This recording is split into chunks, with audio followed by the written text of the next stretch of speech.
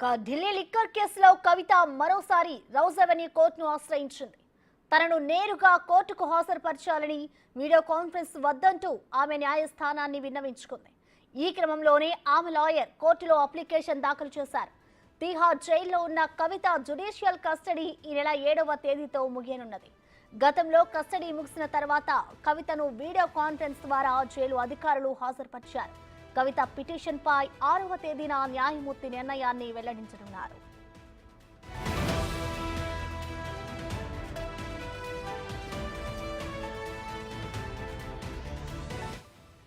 అయితే కోర్టుకు హాజరైన సందర్భంగా కవిత కుటుంబ సభ్యులను కలిసే అవకాశం ఉన్నట్టు తెలుస్తోంది. గతంలో కోర్టులో మీడియాతో మాట్లాడడంపై రౌజ్ అవెన్యూ ప్రత్యేక కోర్టు న్యాయమూర్తి కావేరి బవేజా ఆగ్రహం వ్యక్తం చేశారు. అందుకే తదుపరి విచారణను వీడియో కాన్ఫరెన్స్ ద్వారా అధికారులు నిర్వహించారు. చివరిగా ఏప్రిల్ 14న కవిత కోర్టుకు హాజరైంది.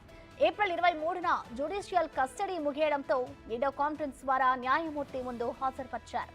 ఇక కోర్టు మరో 14 రోజులు కస్టడీని పొడిగించింది.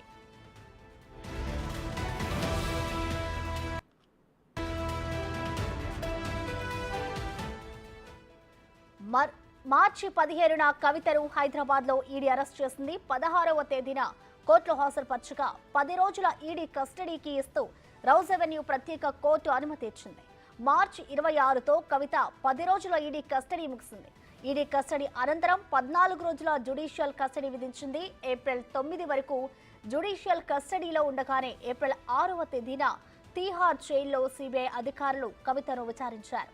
ఇక కోర్టు అనుమతితో 11వ తేదీన కవితను సిబిఐ అరెస్ట్ చేసింది. ఈ నెల 6వ తేదీన Delhi liquor policy, CBI, ED కేసుల్లో బెయిల్ పిటిషన్ పై రౌజ్ అవెన్యూ కోర్టు న్యాయమూర్తి కావేరి బవేజా తీర్పు ఇవ్వనున్నారు.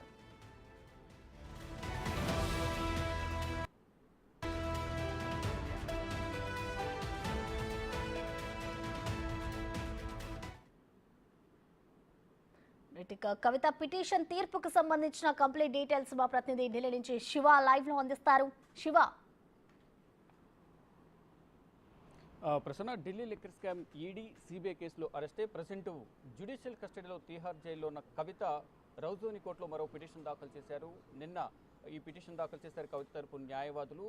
అంటే 7వ తేదీన ఏదైతే జ్యుడిషియల్ కస్టడీ ముగియనుండడంతో వర్చువల్గా కాకుండా, వీడియో కాన్ఫరెన్స్గా కాకుండా నేరుగా తనను హాజరుపరిచే విధంగా వెసులుబాటు కల్పించాలి, అనుమతి ఇవ్వాలంటూ కూడా రౌజ్ అవెన్యూ కోర్టులో కవిత నిన్న పిటిషన్ దాఖలు చేశారు. ఈ నేపథ్యంలోనే ఈ పిటిషన్పై 6వ తేదీన జడ్జి కావేరి బవేజా తన నిర్ణయాన్ని వెల్లడించబోతున్నారు. అంటే గతంలో కవితను అరెస్ట్ చేసిన సందర్భంలో 2 సార్లు వీడియో కాన్ఫరెన్స్ ద్వారా రౌజ్ అవెన్యూ కోర్టులో హాజరుపరిచిన సందర్భంలో కవిత మీడియాతో మాట్లాడడంతో ఆగ్రహం వ్యక్తం చేసిన Kaveri Baweja next video conference ద్వారా హాజరుపరచాలంటూ కూడా ఆదేశాలు జారీ చేశారు. దానిలో భాగంగానే కవితను గత విచారణ సందర్భంగా వీడియో కాన్ఫరెన్స్ ద్వారా మాత్రమే తిహార్ జైలు నుంచి జైలు అధికారులు న్యాయమూర్తి ముందు హాజరుపరిచిన తర్వాత మరొక 14 రోజుల జ్యుడిషియల్ కస్టడీ విధించారు. 7వ తేదీతో జ్యుడిషియల్ కస్టడీ ముగియనుండడంతో ఈసారి నేరుగా వీడియో కాన్ఫరెన్స్ ద్వారా కాకుండా నేరుగా విచారణకు హాజరయ్యే విధంగా అనుమతి ఇవ్వాలంటూ కూడా పిటిషన్ దాఖలు చేశారు. దానికి సంబంధించి 6వ తేదీన కవితను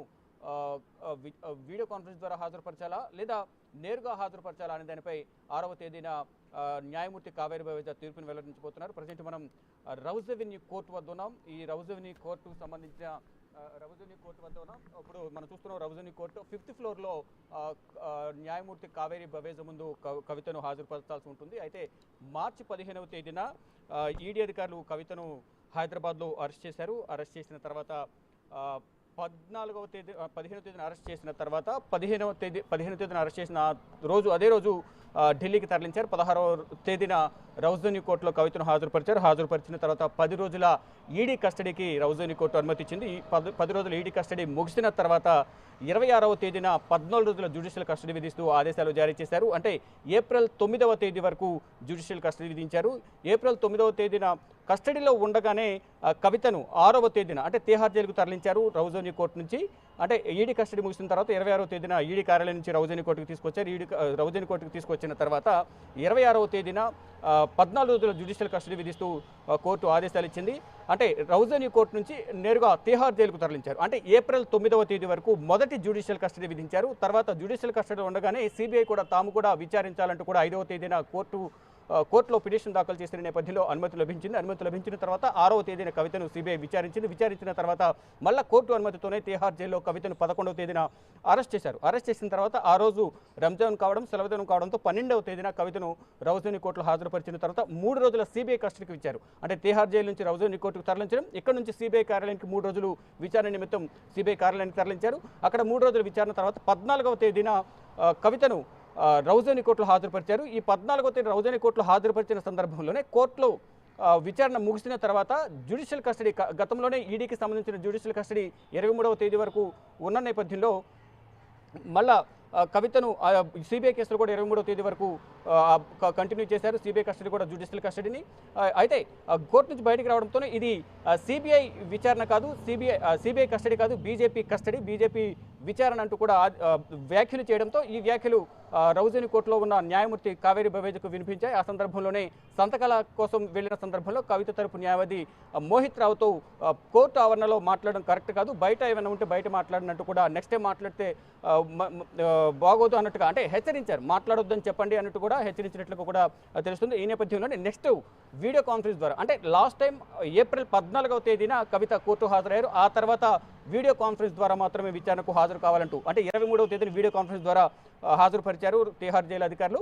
తర్వాత 23వ తేదీ నుంచి మరొక 14 రోజులు జ్యుడిషియల్ కస్టడీ విధించిన నేపథ్యంలో 7వ తేదీ వరకు కవితను జ్యుడిషియల్ కస్టడీలో ఉండబోతున్నారు. అంటే సిబిఐ ఈడీకి సంబంధించి 2 కేసుల్లో కూడా 7వ తేదీ వరకు జ్యుడిషియల్ కస్టడీ విధించిన నేపథ్యంలో నెక్స్ట్ కూడా వీడియో కాన్ఫరెన్స్లోనే హాజరుపరచాలంటూ కూడా న్యాయమూర్తి కావేరి బవేజ్ ఆదేశాలు ఇచ్చారు. కానీ ఈసారి మాత్రం నేరుగా విచారణకు హాజరయ్యే విధంగా అనుమతి ఇవ్వాలంటూ, అంటే వర్చువల్గా వీడియో కాన్ఫరెన్స్ ద్వారా కాకుండా నేరుగా హాజరయ్యే విధంగా అనుమతి ఇవ్వాలంటూ కోరిన నేపథ్యంలో దానిపై నిన్న పిటిషన్ దాఖలు చేశారు. దీనిపై పర్మిషన్ అనేది 6వ తేదీన ఇస్తారా ఎవరనే దానిపై కూడా తెలిసే అవకాశం కనిపిస్తుంది. 7వ తేదీన కవితను వీడియో కాన్ఫరెన్స్ ద్వారా హాజరుపరుస్తారా లేకపోతే నేరుగా హాజరుపరుస్తారని చూడాల్సి ఉంది. మరోవైపు ఈ 2 కేసుల్లో కూడా సిబిఐ ఈడీ కేసుల్లో కూడా బెయిల్ పిటిషన్ దాఖలు చేసిన నేపథ్యంలో తీర్పును రిజర్వ్ చేశారు. 6వ తేదీనే తీర్పును ఇవ్వబోతున్నారు. అంటే బెయిల్ లభిస్తుందా లేదా అనేది కూడా 6వ తేదీన తెలియబోతుంది. ఒకవేళ బెయిల్ లభించకపోతే 7వ తేదీన జ్యుడిషియల్ కస్టడీ మరో 14 రోజులు పొడిగించే అవకాశం అయితే ప్రధానంగా కనిపిస్తోంది. థాంక్యూ శివ.